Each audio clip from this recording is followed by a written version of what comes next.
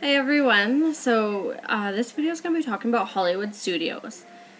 It was my big disappointment. I was looking forward to it, all those exciting rides, and I was just beyond disappointed with it.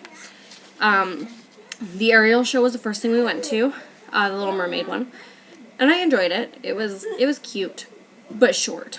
I definitely wouldn't have wanted to wait too long to get into that one. We had a fast pass, which was nice. We didn't have to wait, but it wasn't anything spectacular. They cut out a whole bunch of parts of the movie, so it was just nothing fabulous. Hollywood Horror, the hotel horror ride was good, as it usually is. We didn't have to wait too long in that. However, talking to another visitor, their daughter was wanting to go on it, but she was a little scared, so her mom said, don't worry, they've got chicken doors is what she called it. And that basically meant if her child chickened out, she wouldn't have to go on the ride. Well, her child chickened out, and it turns out they didn't have these escape doors, and she was forced to go on the ride. And she did not like it at all, apparently. I ended up having to use the bathroom really bad while we were in line. And I wasn't able to leave because, again, there was no escape doors. So I was basically forced to hold in poop. I'm not gonna lie, I had to poop. And I was forced to hold it in while you're being shot up and down and up and down and up and down and up and down, which was not easy. I literally almost shit myself on the ride. It was good, though. We used to go on it in Disneyland, so I knew what to expect. The Aerosmith roller coaster was another one we had a fast pass for, and it scared the ever-living daylights out of me.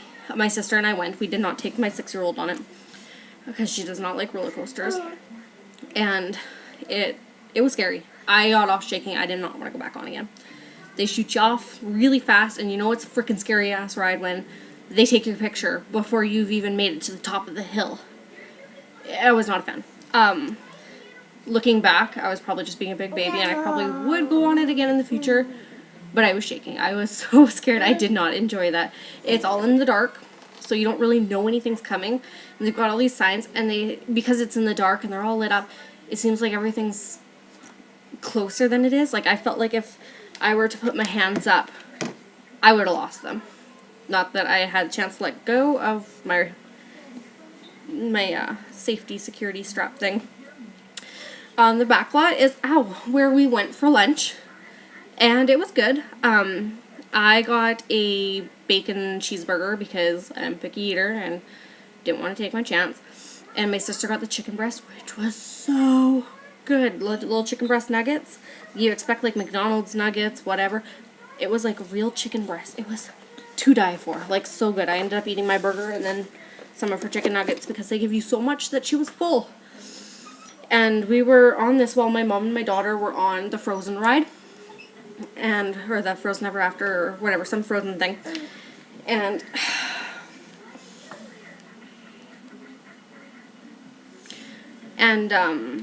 So my sister and I went, we ate while we were waiting for my mom and my daughter. And we come out of the restaurant to go and find them as they get off the ride. And there's these crows everywhere. It's a beautiful day, super warm, super sunny. And this guy just walks away from his tray of food. And I look at my sister, I'm like, I don't know where he is, but why would he leave his food unattended? And as I'm saying this crow comes and he lands down right beside this guy's food. And I'm like, where is he? And then all of a sudden you hear this, no! And we look over and there's this guy running to his tray of food just as the crow takes the biggest French fry he could find. Maybe it was one of those like you had to be there moments, I don't know, but it was so funny. We killed ourselves laughing, and this poor guy's just like, don't laugh, I like to share my food. I don't know, it was a good laugh for us. We did not enjoy how Toy Story Mania was a 2.5-hour wait. It said 65 minutes. We looked at the time. We're like, well, you know what? We've got 2.5 hours till our reservations for supper. We got this. Like, it's a 65-minute wait. We can handle it. they were only letting 2 people, non-fast pass, go at a time. Well, depending on who was in your party. So they'd let a crap ton of fast pass people go, which makes sense. You know, you have a fast pass, you don't want to wait. But that made us have to wait insanely long. So we get to the front, they're like, you know, how many's in your party? And we're like 4. And there were 6 in front of us. They let the 6 go, told us to wait. Then for another 10 minutes, they let all these other fast pass people go. And they look at us and they're like, how many's in your party? And we're like, it's still 4. Hasn't changed. They let us go, and then they cut off the 2 people behind us. Like, they didn't let them go. And it was like that again. We didn't see them again. They weren't in line when we got off, but like, it was ridiculous. It was a very long wait, and I don't know why, because the ride didn't even take that long. Although we were told they were down a track. And I have heard rumors that from April to May, they are closing it down again to only 1 track, but no fast passes will be allowed. So I don't know if that's true or not. Just a rumor I've been hearing. So definitely, you might want to skip that one. If you want to go on something similar, just go to the Buzz Lightyear one in Tomorrowland and Magic Kingdom. Because they're pretty similar. Same characters and whatnot. And it's not a 2.5 hour wait. Basically, we got off the ride, and we had to freaking book it over to Primetime Cafe, which is in another area. Not exactly across the park, but pretty close to it. And so we're trying to run, you know, it's the second day at the parks, our feet are killing us. We just stood in line for 2.5 hours. We haven't sat for very long. So, you know, be careful with your times, especially if you have dinner reservations. So my mom went to that Frozen sing-along thing with my daughter, as I was saying, and she said it was okay, nothing fabulous.